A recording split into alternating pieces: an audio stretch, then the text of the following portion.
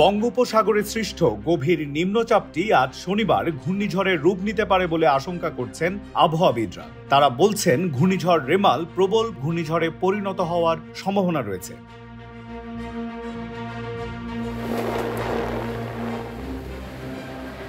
ভারতীয় আবহাওয়া অফিসের দেয়া তথ্য মতে সুন্দরবন উপকূলে আঘাত হানার সময় ঘূর্ণিঝড়টির বাতাসের গতিবেগ থাকবে ঘন্টায় ১০০ থেকে ১২০ কিলোমিটার।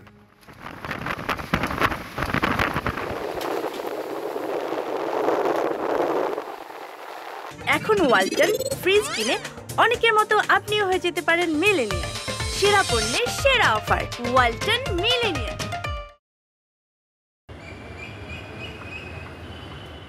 আবহাওয়াবিদরা বলছেন ঘূর্ণিঝড়টি জোয়ারের সময় আঘাত হানলে ৫ থেকে ১০ ফুট উচ্চতার জলোচ্ছ্বাস হতে পারে। তবে এখনো পর্যন্ত ঘূর্ণিঝড়টির রবিবার সন্ধ্যা নাগাদ অর্থাৎ ভাটার সময় উপকূলে আছড়ে পড়ার কথা রয়েছে।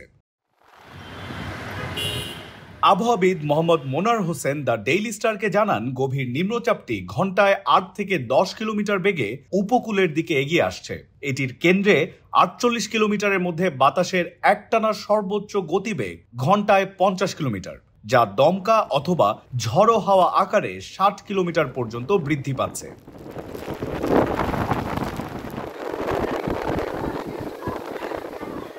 গভীর নিম্নচাপ কেন্দ্রের কাছে সাগর উত্তাল রয়েছে।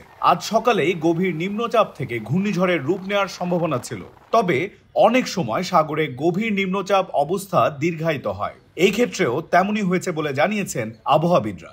আশঙ্কা করা হচ্ছে আজ দুপুরের মধ্যেই গভীর নিম্নচাপটি ঘূর্ণিঝড়ের রূপ নেবে।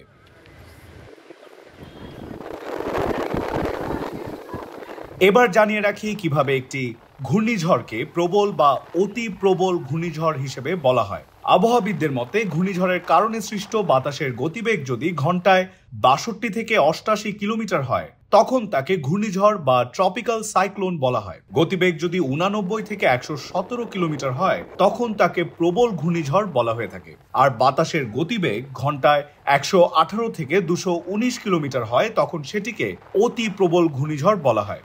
গতিবেগ ২২০ কিলোমিটার বা তার বেশি হলে তখন সেটিকে বলা হয় সুপার সাইক্লোন।